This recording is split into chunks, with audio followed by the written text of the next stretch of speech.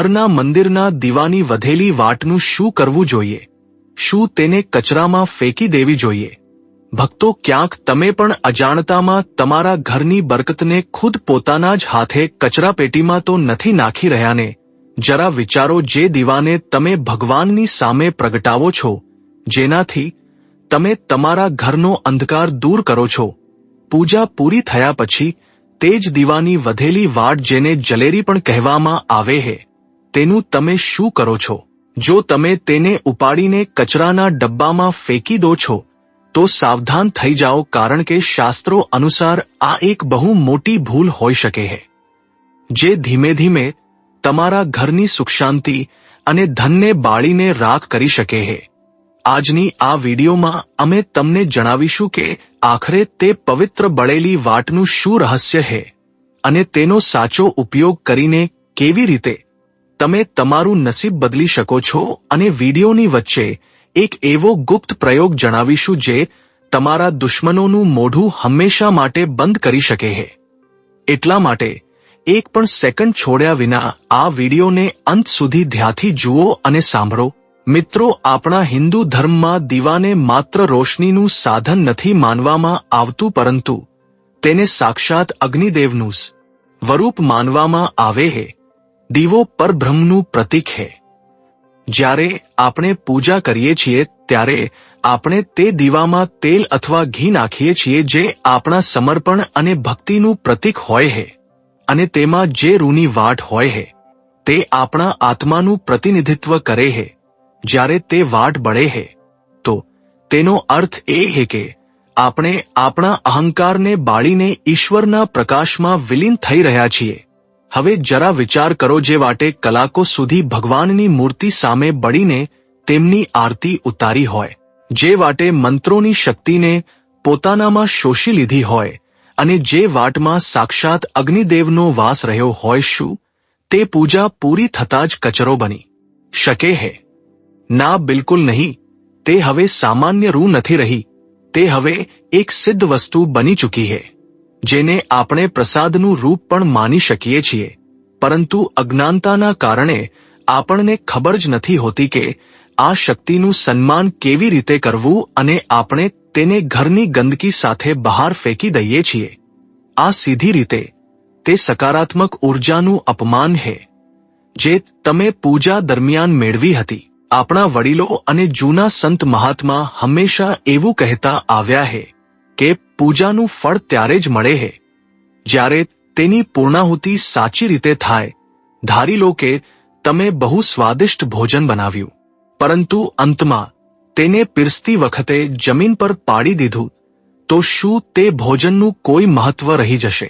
બરાબર આવી જ રીતે તમે બહુ શ્રદ્ધાથી પૂજા કરી, દીવો પ્રગટાવ્યો, આરતી કરી, પરંતુ અંતમાં તે દીવાની પવિત્ર રાખ અથવા વધેલી વાટને ગંદી જગ્યાએ ફેંકી દીધી, તો સમજી લો કે તમે તમારી જ પૂજાના પ્રભાવને ખંડિત કરી દીધો. હવે સવાલ એ ઊભો થાય છે કે આખરે તે વાટનું કરવું શું? શું તેને ભેગી કરીને રાખવી કે તેને ક્યાંક વિસર્જિત કરી દેવી? આના માટે આપણા તંત્ર, શાસ્ત્ર અને જ્યોતિષમાં બહુ જ અદ્ભુત અને ચમત્કારી ઉપાયો બતાવવામાં આવ્યા છે, જે તમારા જીવનની મોટામાં મોટી સમસ્યાઓને ચપટીમાં હલ કરી શકે છે. સૌથી પહેલા એ સમજો કે દીવાની વધેલી વાટમાં એક વિશેષ પ્રકારનું ચુંબકત્વ આવી જાય. આ તે શક્તિ છે જે નકારાત્મક શક્તિઓને કાપે છે. તમે જોયું હશે કે નાના બાળકોને ખરાબ નજરથી બચાવવા માટે ઘરની મહિલાઓ અવારનવાર કાજળ લગાવતી હોય, પરંતુ શું તમે જાણો છો કે બજારમાંથી મળતા કાજળ અને ઘરના મંદિરના દીવાની વધેલી વાટમાંથી બનેલા કાજળમાં જમીન આસમાનનો તફાવત હોય છે? જી હા, જો તમારા ઘરમાં કોઈ એવું બાળક છે જે વારંવાર બીમાર પડે છે, અથવા જેને બહુ જલ્દી નજર લાગી જાય છે, દૂધ પીવાનું છોડી દે છે, અથવા રાત્રે ડરીને રડવા લાગે છે, તો તમારે તે વધેલી વાટનો પ્રયોગ કરવો જોઈએ. આની રીત બહુ જ ધ્યાનથી સાંભળો. જે વાટ પૂરી રીતે બળી ચૂકી હોય અને માત્ર તેની કાળી રાખ બચી હોય, અથવા તો તે વાટ જે અડધી બળેલી હોય અને તેમાં કાળાશ આવી ગઈ હોય, તેને તમે બહુ જ સન્માન સાથે દીવામાંથી બહાર કાઢી લો. ધ્યાન રહે કે તેને કાઢતી વખતે તમારા હાથ શુદ્ધ હોવા જોઈએ. હવે તે બળેલી વાટને તમે એક નાની ચાંદીની અથવા તાંબાની ડબ્બીમાં ભેગી કરતા રહો. જ્યારે થોડી વધારે માત્રામાં વાટ જમા થઈ જાય તો તેમાં થોડું શુદ્ધ દેશી ઘી મિક્સ કરી લો. આ મિશ્રણ હવે એક સાધારણ કાજળ નથી રહ્યું, આ એક રક્ષા કવચ બની ચૂક્યું છે. આ કાજળનો ટીકો જો તમે તમારા બાળકના કાનની પાછળ અથવા પગના તળિયામાં લગાવો છો તો દુનિયાની કોઈ પણ ખરાબ નજર, કોઈ પણ નકારાત્મક હવા તમારા બાળકને અડી પણ નહીં શકે. આ કાજળ તે દીવાની પવિત્રતાથી બન્યું છે જે ભગવાનની સામે પ્રગટ્યો હતો. એટલા માટે આમાં ઈશ્વરના આશીર્વાદ સમાયેલા હોય છે. આ ઉપાય માત્ર બાળકો માટે જ નહીં પરંતુ મોટાઓ માટે પણ એટલો જ કારગર છે.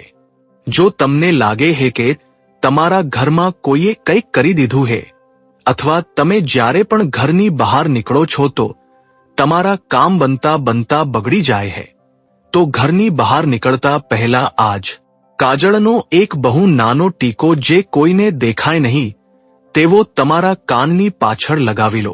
તમે જોશો કે તમારા શત્રુઓ તમારી સામે ટકી નહીં શકે અને તમારા અટકેલા કામ આપોઆપ બનવા લાગશે.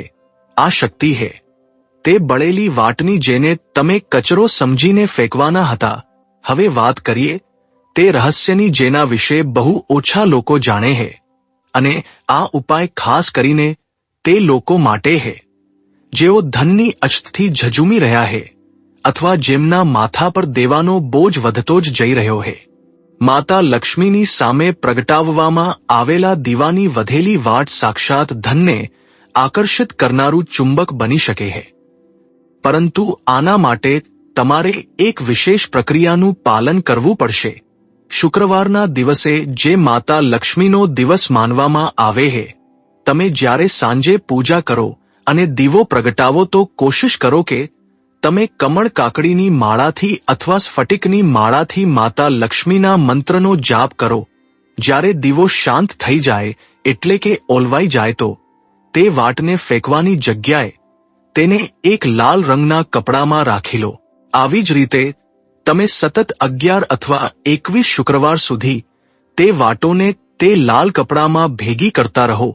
જે દિવસે તમારી આ સંખ્યા પૂરી થઈ જાય તે દિવસે તે લાલ કપડાની એક પોટલી બનાવી લો અને તેને તમારી તિજોરીમાં અથવા જ્યાં તમે પૈસા રાખો છો ત્યાં રાખી દો. તમે વિશ્વાસ નહીં કરો પરંતુ આ એક તોડકો એટલો શક્તિશાળી છે કે તે તમારા ઘરમાં ધનના પ્રવાહને ખોલી દે છે. આ પોટલી તમારા ધનના સ્થાનની નકારાત્મક ઉર્જાને શોષી લે છે અને ત્યાં એક પવિત્ર અને સકારાત્મક વાતાવરણ બનાવે છે જેનાથી માતા લક્ષ્મી ત્યાં સ્થાયી રૂપે નિવાસ કરે છે. પરંતુ થોભો હજુ વાર્તા પૂરી નથી થઈ. ઘણા લોકો એ ભૂલ કરે છે કે તેઓ વધેલી વાટને તુલસીના કુંડામાં નાખી દે છે, એવું વિચારીને કે તુલસી પવિત્ર છે તો ત્યાં નાખવું યોગ્ય રહેશે. પરંતુ શાસ્ત્રો અનુસાર આ પૂર્ણપણે વર્જિત છે. તુલસીનો છોડ અત્યંત સંવેદનશીલ અને પવિત્ર હોય છે. તેમાં બળેલી વસ્તુ, રાખ કે તેલવાળી વસ્તુઓ નાખવાથી તુલસીના મૂળ ખરાબ થઈ શકે છે અને તુલસી સુકાઈ શકે છે, અને ઘરમાં તુલસીનું સુકાવું બહુ જ અશુભ સંકેત માનવામાં આવે છે. એટલા માટે ભૂલથી પણ દીવાની વધેલી વાટ કે ધૂપબત્તીની રાખ તુલસીના કુંડામાં ના નાખો. આ એક પ્રકારનો દોષ ઉત્પન્ન કરે છે. તો પછી જો આપણે કાજળ બનાવવા નથી માંગતા અથવા આપણી પાસે બહુ બધી વાટો જમા થઈ ગઈ છે તો તેનું વિસર્જન કેવી રીતે કરવું? આનો સૌથી ઉત્તમ રસ્તો છે જલપ્રવાહ. જો તમારા ઘરની આસપાસ કોઈ પવિત્ર નદી, તળાવ કે વહેતું પાણી છે તો તમે તે વધેલી વાટોને ભેગી કરીને કોઈ કાગળમાં લપેટીને તે વહેતા જળમાં પ્રવાહિત કરી દો. જળમાં પ્રવાહિત કરતી વખતે મનોમન અગ્નિદેવ અને જલદેવતાને પ્રાર્થના કરો કે તમારા ઘરના બધા દુઃખ અને દરિદ્રતા આ વાટની સાથે વહી જાય. આ સૌથી સાત્વિક અને સુરક્ષિત રસ્તો છે. પરંતુ આજના સમયમાં શહેરોમાં વહેતું પાણી મળવું મુશ્કેલ છે. તો એવામાં તમે શું કરશો? શું ફરીથી કચરામાં ફેંકી દેશો? નહીં. આને તમે તમારા ઘરની કોઈ કાચી જગ્યા પર અથવા કોઈ બગીચામાં જ્યાં લોકોના પગના પડતા હોય ત્યાં એક નાનો ખાડો ખોદો અને તે વાટોને ત્યાં દબાવી દો.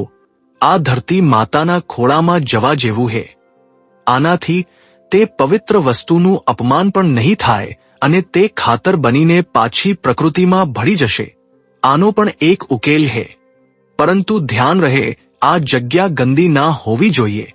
નાળાની પાસે કે કચરાપેટીની પાસે આ ખાડો ના ખોદો. આ કોઈ વૃક્ષની નીચે હોઈ શકે છે, પરંતુ તે વૃક્ષ કાંટાવાળું ના હોવું જોઈએ. બાવળ કે કેક્ટસની નીચે આને ના દબાવો. પીપળો કે વડ, કારણ કે આ વૃક્ષોમાં દેવતાઓનો વાસ હોય છે. હવે આવે છે તે ગુપ્ત રહસ્ય જેનો વાયદો અમે વિડીયોની શરૂઆતમાં કર્યો હતો, શત્રુ બાધા નિવારણ. જો તમારો કોઈ શત્રુ તમને બહુ પરેશાન કરી રહ્યો છે, પીપળા કે વડના વૃક્ષની નીચે દબાવવું સૌથી શુભ માનવામાં આવે છે. વગર કારણે તમારા કામમાં ટાંગ અડાવી રહ્યો છે અથવા કોર્ટ કચેરીના મામલાઓમાં તમે ફસાઈ ગયા છો, તો હનુમાનજીના મંદિરના દીવાની વધેલી વાટનો આ પ્રયોગ તમારા માટે રામબાણ સાબિત થશે. તમારે કરવાનું એ છે કે શનિવારની સાંજે હનુમાનજીના મંદિરે જાઓ, ત્યાં ચમેલીના તેલનો દીવો પ્રગટાવો અને હનુમાન ચાલીસાના પાઠ કરો. જ્યારે તે દીવો શાંત થઈ જાય તો તે બળેલી વાટને લઈ આવો. ઘરે આવીને તે વાટને પીસીને તેનો શાહી જેવો લેપ બનાવી લો. હવે એક ભોજપત્ર પર અથવા જો ભોજપત્ર ના મળે તો એક સાદા સફેદ કાગળ પર તે કાળી શાહીથી તમારા શત્રુનું નામ લખો. નામ લખતી વખતે મનમાં એવો ભાવ રાખો કે તે શત્રુની બધી નકારાત્મકતા અને તેની ખરાબ વિચારસરણી બળીને રાખ થઈ રહી છે. હવે તે કાગળને વાળીને તેની ઉપર થોડું સિંદૂર લગાવી દો અને તેને કોઈ ભારે પથ્થરની નીચે દબાવી દો અથવા તો કોઈ સુમસામ જગ્યા પર જઈને જમીનમાં દાટી દો.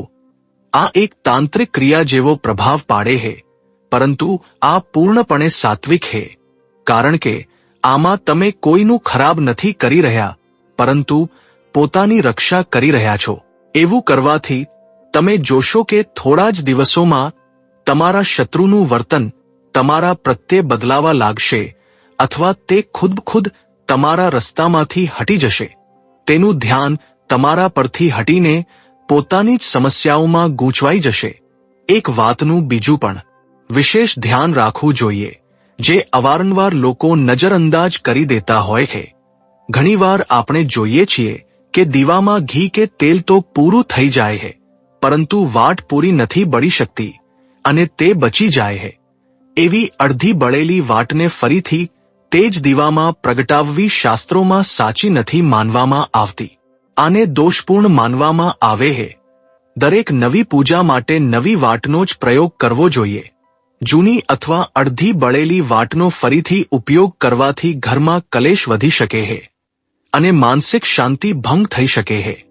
હા, જો તમે અખંડ જ્યોત પ્રગટાવી રહ્યા છો તો વાત અલગ છે.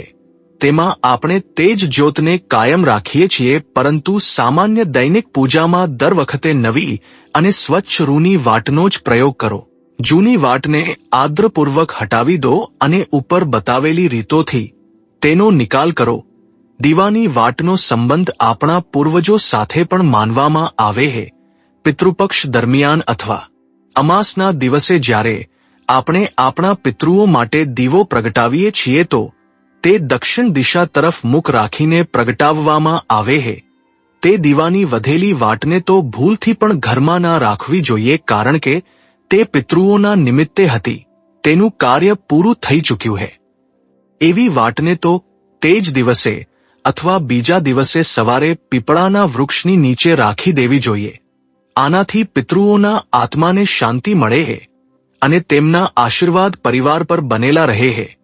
જો તમે તે વાટને ઘરમાં જ આમતેમ પડી રહેવા દો છો તો આ પિતૃદોષનું કારણ બની શકે છે, જેનાથી ઘરમાં બીમારી અને ધનની હાનિ થઈ શકે છે. મિત્રો, આપણી સંસ્કૃતિમાં દરેક નાની નાની વસ્તુનો ઊંડો અર્થ છે. આ અંધી શ્રદ્ધા નથી, પરંતુ આ ઊર્જાનું વિજ્ઞાન છે. જેને આપણા ઋષિઓએ હજારો વર્ષ પહેલા સમજી લીધું હતું. દીવાની જ્યોત જ્યારે ઉપરની તરફ ઉઠે હે તો તે આપણને એ સંદેશ આપે હે કે પરિસ્થિતિઓ ગમે તેવી હોય આપણે હંમેશા ઉપર ઉઠવાનું હે, અને તે વાટ જે બળીને ખુદને મિટાવી દે હે તે આપણને ત્યાગ અને બલિદાન શીખવે હે. એટલા માટે તે ત્યાગ કરેલી વાટનું સન્માન કરવું આપણી ફરજ છે. જ્યારે તમે આ નાના નાના નિયમોનું પાલન કરવાનું શરૂ કરો છો તો તમે જુઓ છો કે તમારા ઘરનું વાતાવરણ બદલાવા લાગ્યું છે. જે ઘરમાં પૂજાની સામગ્રીનું અપમાન થાય છે ત્યાં ક્યારેય પણ બરકત નથી ટકતી, અને જ્યાં દરેક કણનું સન્માન થાય છે ત્યાં દેવતાઓનો વાસ હોય છે. એક બીજો પણ અદ્ભુત પ્રયોગ છે જે તમે આ વાટથી કરી શકો છો. જો તમને રાત્રે ખરાબ સપના આવે છે અથવા તમને લાગે છે કે તમારા ઘરમાં કોઈ અદૃશ્ય શક્તિનો પડછાયો છે તો તમે તે સૂકી બળેલી વાટને લઈ લો અને તેમાં થોડી ગુગળ અથવા લોબાન મિક્સ કરી લો.